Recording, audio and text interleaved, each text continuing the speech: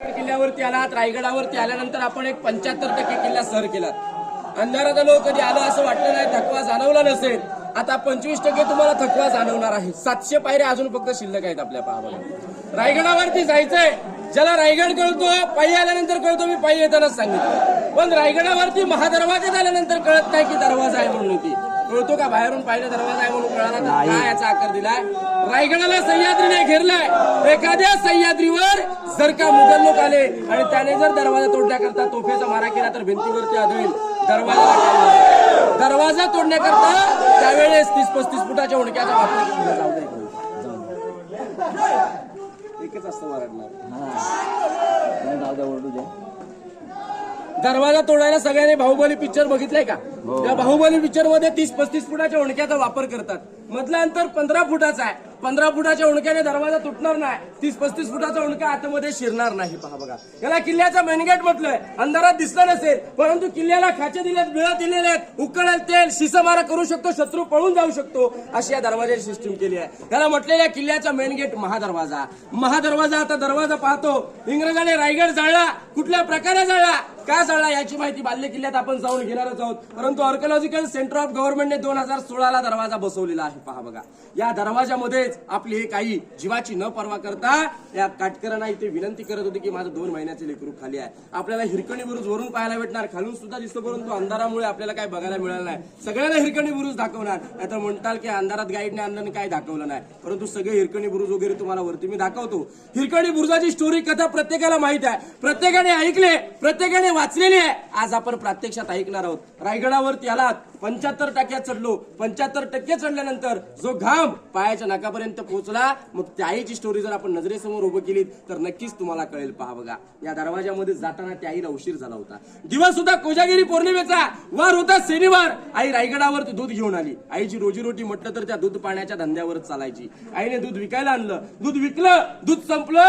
वरती होळीच्या बळावर त्यावेळेस कोजागिरी पौर्णिमेच्या टायमाला दानपट्टे मर्दानी खेळ रंगले होते. या दानपट्टे मर्दानी खेळत आई मग्न झाली.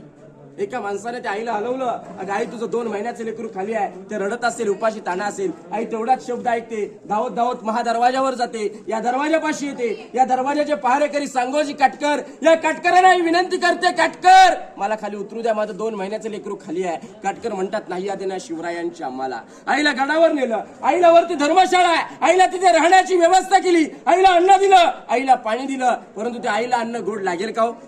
आईच्या घशाखाली पाणी जाईल का हो? आई वेडी पिसी झाली. आज पाहिलं एवढ्या अंधाराचं सुद्धा लेकरू आज आपण कडीवरती आणले का, तर त्या मायेच्या पोटी. पहा बघा, मग त्या आईचं 2 महिन्याचं लेकरू खाली रडत होतं. आज आपल्यासोबत आपलं बाळ आहे, थंडी लागेल, काय होईल, आईच्या मनात, बाप्पाच्या मनात अनेक विचार येतात. परंतु ती आईच वरती अडकली होती. पहा बघा, जसं अंधार पडू लागला, वेळ दिसू लागली. जसं वेळ सरू लागला, बाळाचे पोटाचे खळगे दिसू लागले. आई वेडी पिसी झाली. 100 एकराचा पठार फिरली. या 100 एकराच्या पठारावर पश्चिमे साईडला कडा आहे. त्या कड्याचं नाव दिलं शेवटला हिरकणी बुरुज. नाही तर फक्त त्यावेळेस कडा होता, डोंगर होता. त्या कड्यावरून आई खाली उतरली.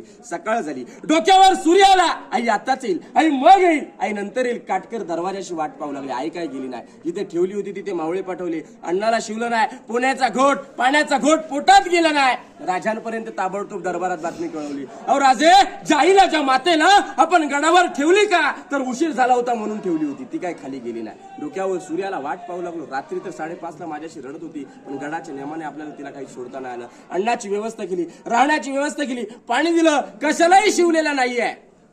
करायचं काय? जाणाऱ्याला एक वाट, शोधणाऱ्याला अनेक वाट आहेत. 100 एकराचा पठार फिरला, काही सापडला ना. टोकावर ज्या वेळेस दुधाचं भांड, चप्पल सापडली, त्यावेळेस त्या मावळ्यांच्या पायाखालची जमीन सरकली. तर का आईने उतरायचा प्रयत्न केला असेल, पडली असेल, उडी तर घेतली नसेल मायेच्या पोटी. म्हणून रायगडाला 16 किलोमीटर प्रदक्षिणा घातली. प्रदक्षिणा घातल्यानंतर सुद्धा कुठे काही सापडलं नाही. उरलेला पर्याय घरी कळवण्याचा. 4 मावळे पालखी घेऊन घरी जातात. 4 मावळे पालखी घरी जातात. दरवाजा ठोकवतात. त्या 4 मावळ्याने आईकडे पाहिलं. त्या 4 मावळ्याने आईकडे पाहिलं, मान खाली घातली, पावलं मागे सारली.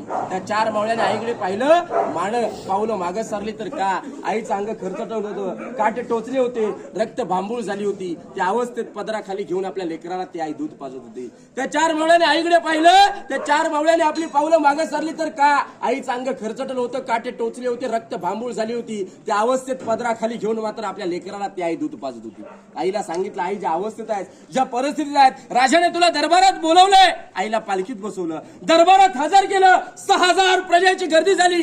का तर त्या आईला बघण्यासाठी गडाचा नियम तोडणारी एवढी मोठी आई तरी कोण.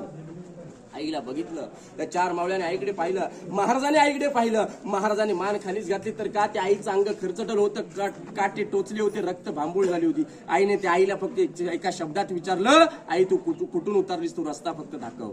आईने दाखवला. आईला राजे म्हणतात, आई त्या लेकराला माझ्या हातात दे आणि पुन्हा मला इथून खाली उतरून दाखव. नाही राजे, त्यावेळेस माझ्या डोळ्यासमोर मला बाळ दिसत होतं. आता माझं बाळ माझ्या कडीवरती आहे.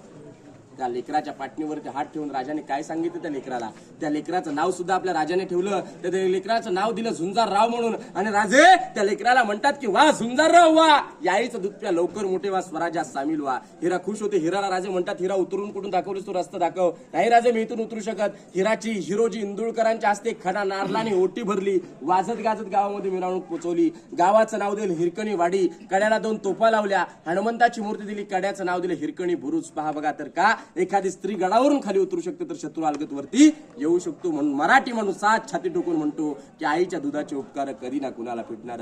म्हणून म्हटलं जातं, म्हणून सांगितलं जातं की घासल्या विना धार नाही, घासल्या विना धार नाही. तलवारीच्या पातेला मर्द मराठ्याशिवाय अर्थ नाही. या महाराष्ट्राच्या काळ्या मातीला, या महाराष्ट्राच्या काळ्या मातीला. आता आपण डायरेक्ट हत्ती तळावापाशी जाणार आहोत. हत्ती तळावापाशी माहिती घेणार आहोत. बोला पुण्यश्लोक छत्रपती शिवाजी महाराज की.